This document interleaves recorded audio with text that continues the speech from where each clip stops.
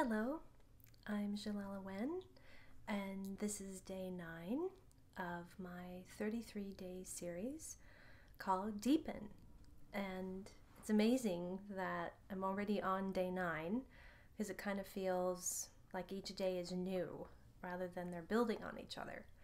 But the videos are, in a way, building on each other, yet you can also take in any one that you'd like, in any order that you'd like, particularly if there's ones that call you into them for a specific reason. This one today, day 9, is going to focus on ascension energies and how we may be experiencing them, where they're coming from, and what their purpose is. And the guided meditation that I'll offer will allow for a deeper integration that leads to more activation.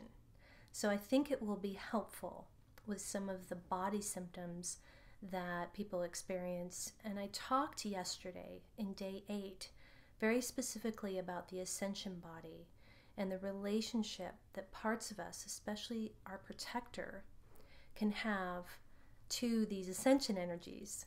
So I feel and I notice that the protector can kind of get in a loop around them and get in this place of lockdown where there's kind of a debilitation that goes on. It's a very real thing. For some souls, it's been many years that they felt this way. And there's something in that to me that begs a question or invites the question of why. And as we go into the deeper reasons for that why, then we get into the soul, then we get into this life traumas and the parts that hold them. It becomes an exploration rather than just a reason. Oh, the energies are high. So when I talk about ascension energies and where they're coming from, my whole context is that these energies are being offered to us from love and with love. And they're a way, the methods for which they come to us are a way to disperse them, if you will, on a collective level. So to whatever degree, each individual soul has their sovereign choice about how much they want to let that in and in what ways they want to let that in. So we could say a person very 3D based may let them in not very much at all, or definitely not consciously. Someone more awakening, moving into 4D and in higher, might very consciously invite the energies and knows how to take care of themselves through them.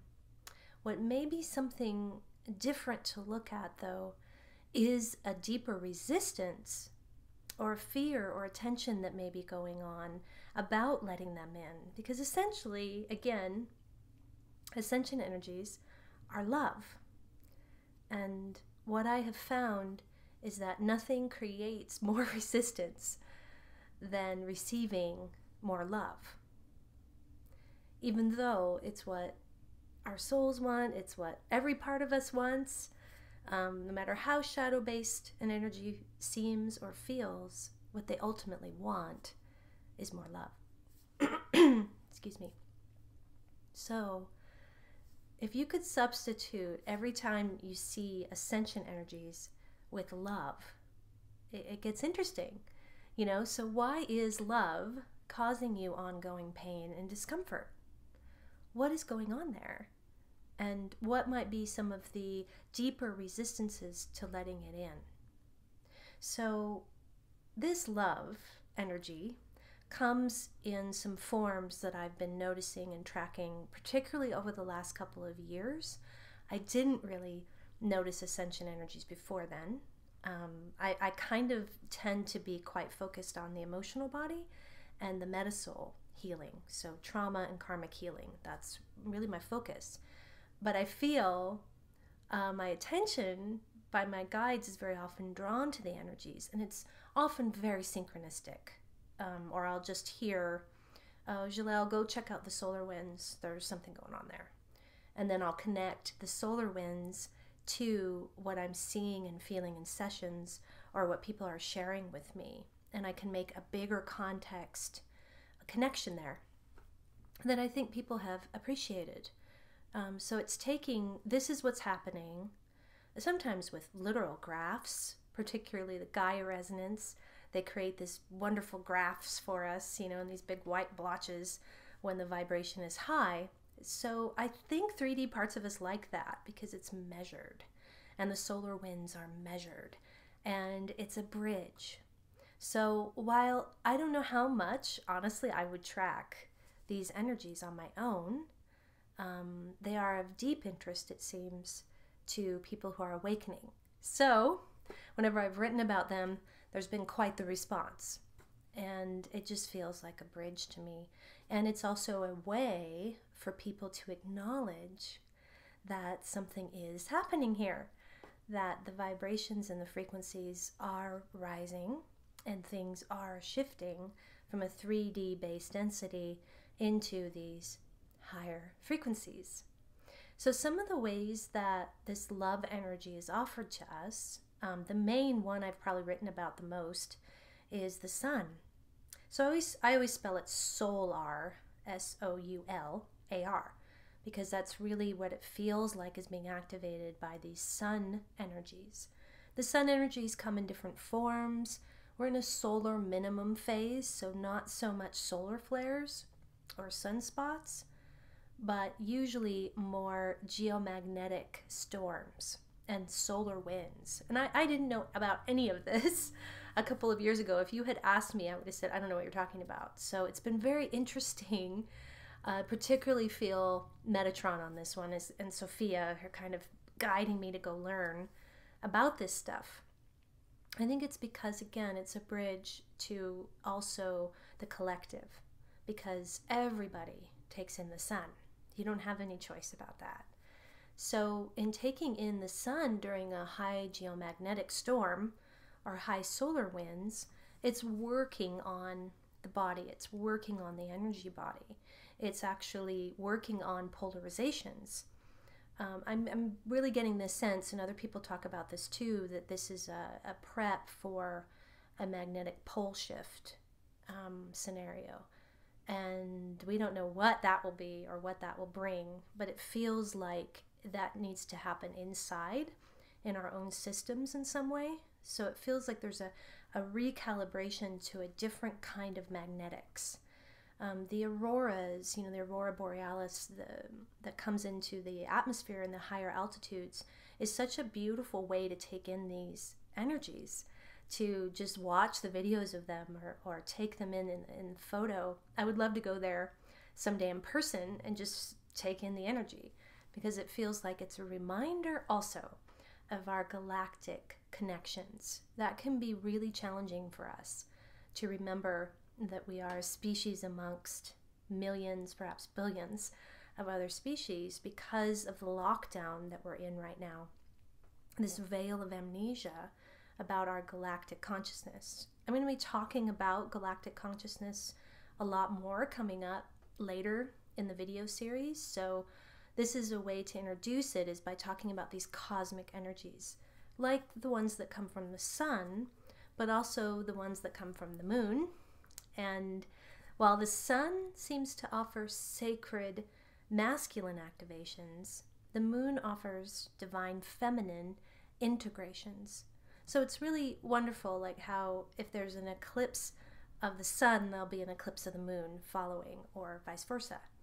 And they work together in that, it seems. The moon really provides an amplification of the shadow. And that's so often, shadow to me isn't evil. It's the things that we're afraid of, or that parts of us fear or have resistance to going into. Sometimes too, what's in our shadow is our deepest soul gifts. So the moon provides a support for going into those energies. Also, I feel like she offers an integration of the masculine activations that may be coming in from the great cosmic sun during all this solar activity. And the other way that is another feminine support is Gaia. So I call Earth Gaia because I'm recognizing that she's a planetary consciousness, not just a carbon, earth and dirt and trees, but actually a consciousness called Gaia. And it feels like it's Gaia that is ascending. So Gaia's fluctuations of her heartbeat, if you will, I love calling it that because it kind of goes to the heart of it. It's more emotional to call it a heartbeat. Her vibrational heartbeat is rising in these sometimes very dramatic spikes compared to what it used to be. And there's people that say that that's just natural, it doesn't mean anything. I feel it's significant as it connects to the rise of our consciousness. We're very keyed in with Gaia's frequency. We are Gaians, essentially.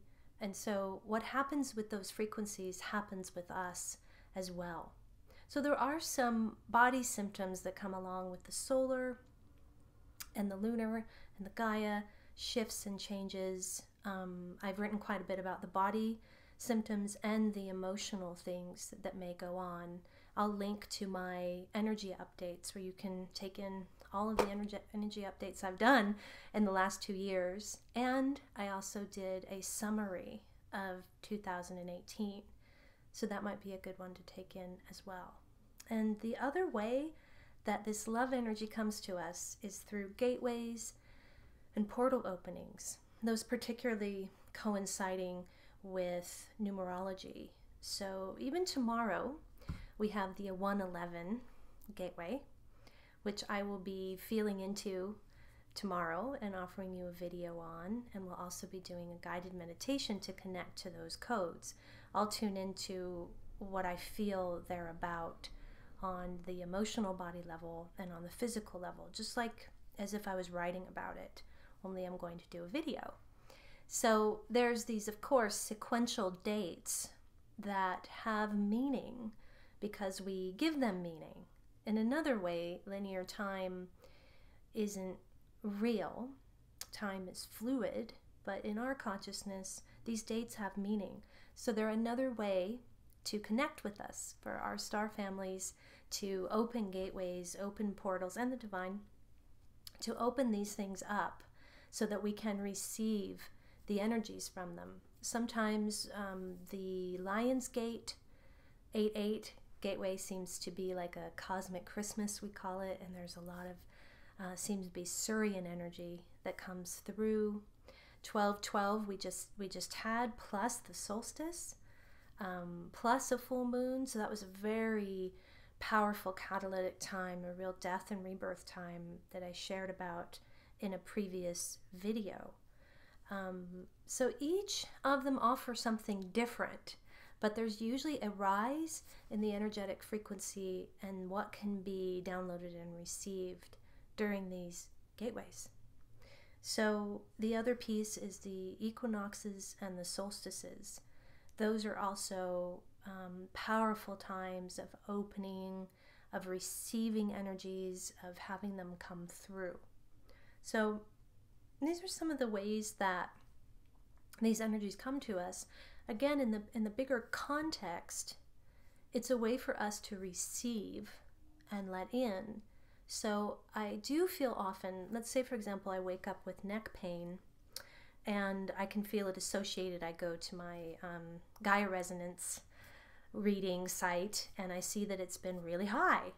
And I can see, oh, that's probably connected to my neck, which is connected to my causal chakra in the back, which is connected usually to galactic consciousness or something going on in the metasoul. So I will usually check in meditation. Is there anything I need to respond to? Sometimes it's just giving my neck some love, placing selenite on it, taking a salt bath, doing yoga. Sometimes yoga causes the neck pain, but I don't just let it be. I'm not just, oh, my neck hurts and the Schumann's up, and that's why. I don't let it stop there. I want it to unfold into a self-discovery, because when you do that, I'll talk a lot in this series about compassionate curiosity for yourself. That is what opens the doors to understanding about yourself. It also lifts the veils when we're compassionately curious about what we're feeling. And I haven't been disappointed yet. It's usually led to some interesting places. So meditation today, yesterday I offered a very soothing, I introduced you to the Ascension chakras, and I offered a soothing relaxation dip in a bath with Mother Mary. Today I am feeling, again, an integration, because it's usually the integration and the digestion that is the challenge. It's actually integrating all of these activations that are wanting to happen on a DNA level, on an every living cell level. So on the physical body, but also wanting to impact your social body, if you want to call it that, your emotional body. So this is really meant to be felt on all levels. So where is integration happening and where is it a struggle? So that's what we'll feel into today with the meditation. So I'm just going to grab I have a big old selenite wand that I love this. This has been actually a really big piece of being able to integrate energies, particularly when I do a lot of sessions. So rather than try to take people's energy in and transmute it, which I feel is actually kind of an old school way of moving energy, I want to be clean to allow them to transmute their own energy, which is much more empowering to them. So selenite seems to be this wonderful technology, because I feel like that's what it is. And particularly it seems, I think anyway, from the Pleiadians. And their cities are actually, some of them are made of this. And I just find it amazing. And the bigger, the better. Although I also carry a small one in my pocket when I go out. So I've got my selenite. You could grab whatever stones. I can't believe I haven't mentioned stones until day 9. But any stone friends, crystal friends, whatever works for you, they can be a huge help and assistance in integrating energy. So, as usual, we'll close our eyes.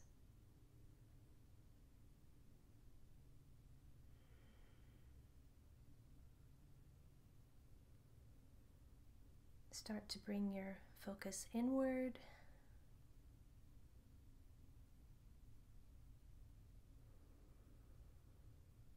Inhale and exhale.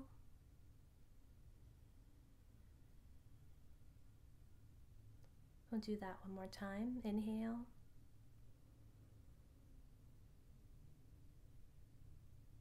And exhale.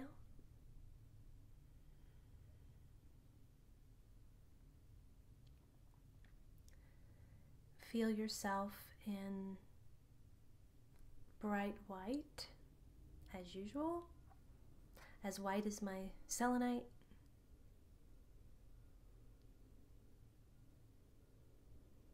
I'm even actually seeing almost a mister or something of white energy and walking through it.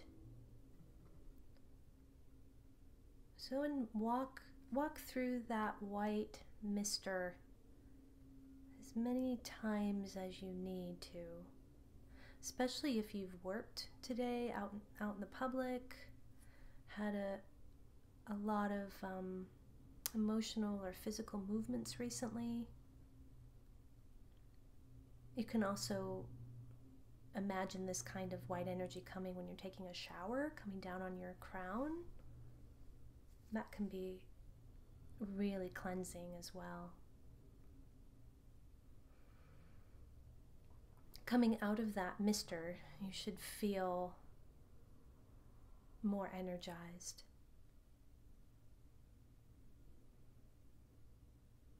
And clear. So today we're going to call in Archangel Michael, or Metatron. Oh, maybe it's supposed to be Michael. I don't usually work much with Michael, but I guess it's supposed to be Michael, is what I'm hearing. Okay, so we'll invite Michael. I know a lot of you do connect quite a bit with Michael. So we'll see him there. I see him without a sword. And there's a softness to him, so I don't see the warrior energy so much. He's like a humbled and soft protector. And he just winked at me, so that's sweet. And then we will call on Sophia, the face of Mother that is wisdom, guidance.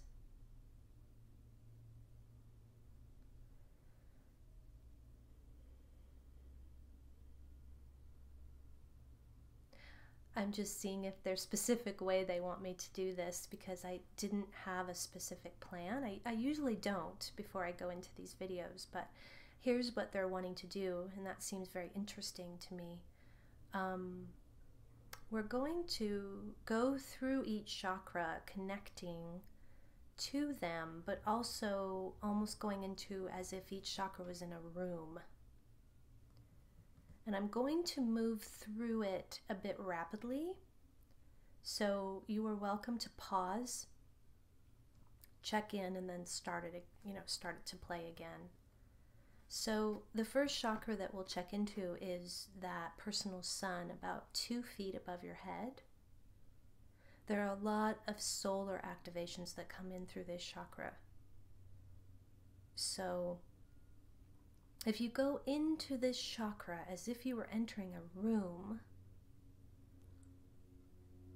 if you can imagine that, if you can see that, what's in the room? Are there codes that need to be let in? Codes can be images, messages, sacred geometry, personal synchronicities, connections. So just feel this chakra and what it might be offering.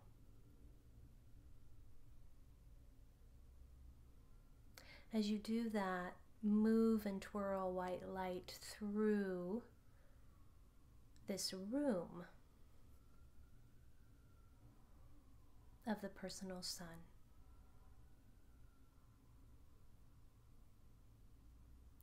And then move the energy from this chakra down through your chakral, spinal column, and out your root system chakra.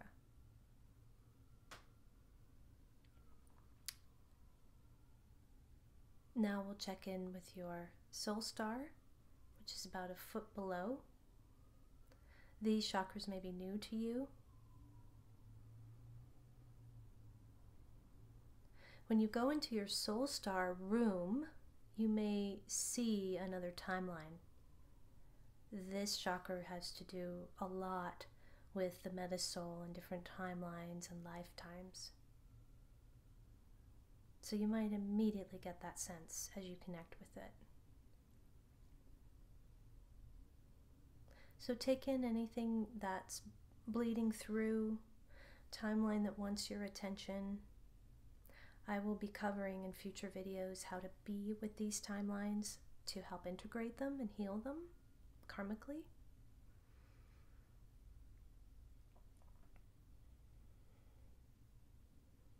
Move white light through this soul star room.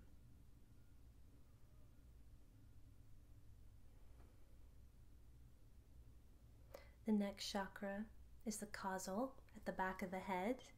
I mentioned yesterday it can be a big source of the tension or pain that people feel in the back of their head, their neck, and their shoulders. As you enter your causal room, you may definitely see a light ship or your star family, as this is very much about galactic consciousness. So feel this chakra and what's going on in it and with it. And as you're doing that, move white light through.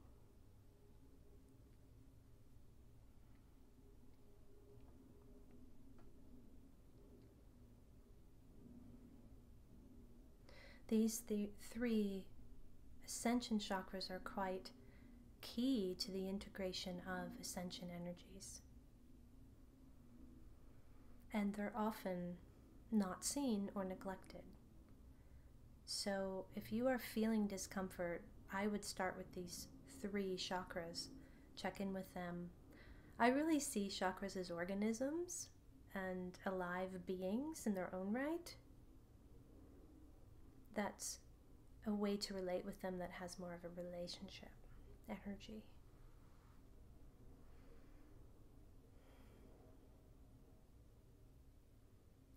And the next one is one you're probably all familiar with, the crown, top of the head.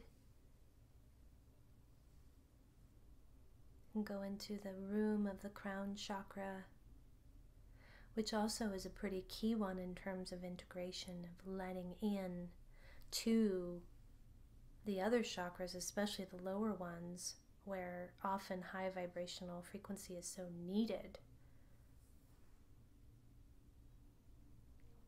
So take in how your crown chakra is feeling.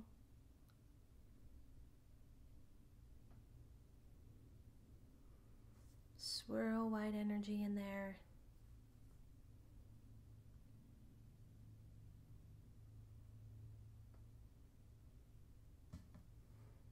You might even feel warmth in these different chakras as we're connecting with them, and that's a good thing. And we'll go to our third eye, forehead.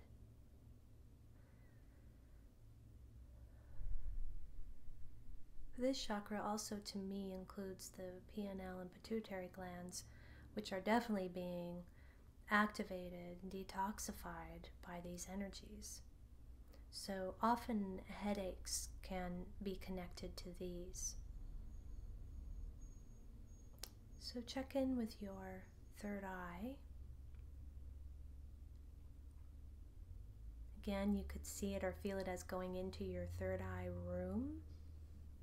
I have actually worked with my third eye as a part of myself, Ajna, and it was very interesting. You could work with any chakra like a part, actually.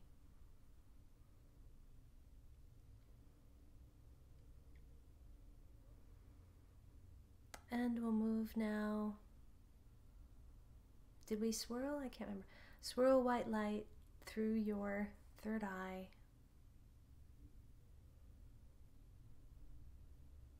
And we'll move now to the throat chakra.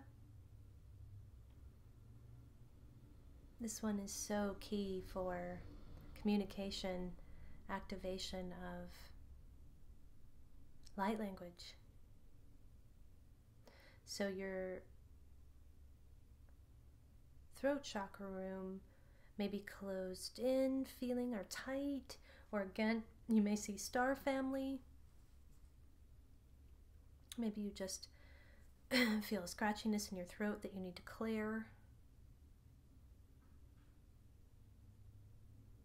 Check in and swirl that white energy through. And again, I am going at a pace, so if you need to pause and check in more deeply, please do.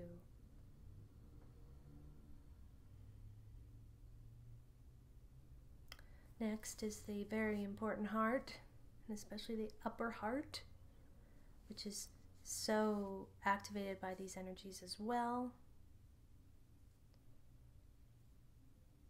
Feel your heart room, maybe somewhere you're very familiar with.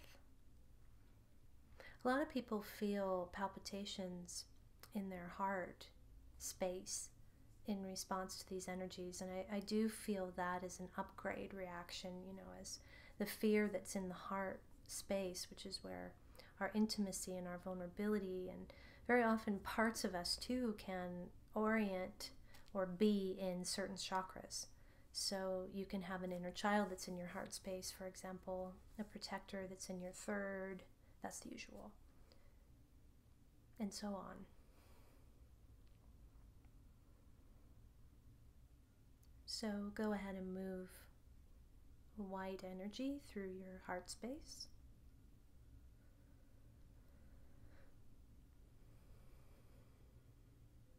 And we'll move to your solar plexus and stomach area, personal will.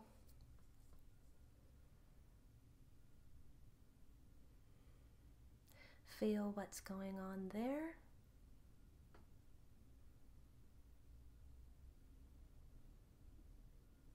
Solar activations, the sacred masculine activations can definitely rumble through here. I think this is why people sometimes have nausea.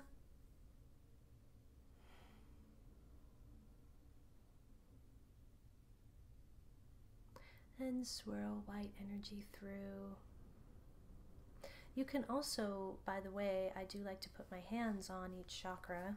I use just typical Reiki positions. You can actually look them up online if you haven't been Reiki attuned, and they relate to the 7 chakras. Anyway, so you might really want to put your hands, especially on your third and your heart space.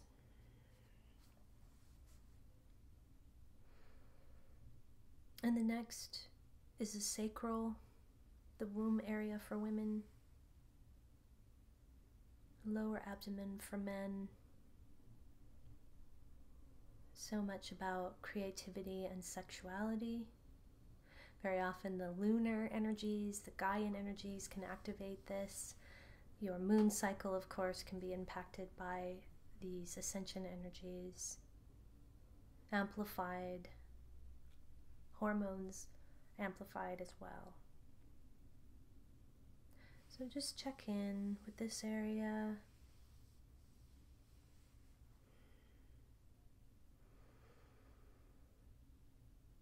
And offer white light.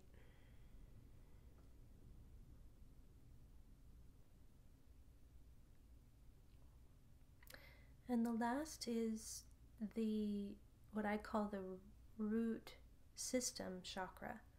So I see it, I was always talking about a grounding cord going from the base of your spine or your root chakra into Gaia, and then I really love this sense that it's actually a root system, a network. If you could say chakras, connecting to Gaia. So I've just become fond of saying it that way.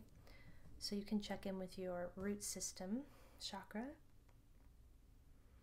This is for grounding, of course. That's very helpful, especially during the Gaia spikes, because we're used to Gaia being a certain frequency, so it's going to feel in a way ungrounding when that shifts. So you can also take some of the things that have been churned up from the other chakras and move them down through that root system and into Gaia. And I think that always feels good. You might do that a few times, starting all the way up. Let's do that, yes. Starting all the way up at the personal sun, 2 feet above your head, moving the white energy all the way down your chakral column and into the root system of Gaia. Go ahead and flush that through a few more times. You may even see some images or hear messages as you're doing that, or connect what's moving through to specific ascension energies.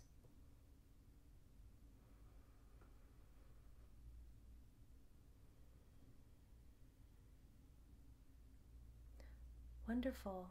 And I see Sophia and Michael very wanting to help if you need them for clearing or clarity or protection.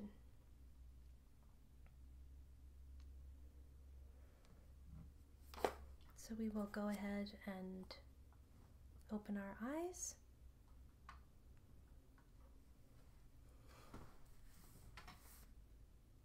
Hopefully you feel more relaxed and connected. I can pretty much promise if you do a meditation like that every day, you will have a lessening experience of intensities around the ascension energies. So particularly if you know something's coming or happening in the areas of the sun or the moon or Gaia, or it's a gateway like it is tomorrow, that check-in that we just didn't take very long, but it's very effective. So thank you for joining me today, and hopefully you can join me tomorrow for 111. All those ones are usually very powerful, and we'll be connecting to that tomorrow. Thank you.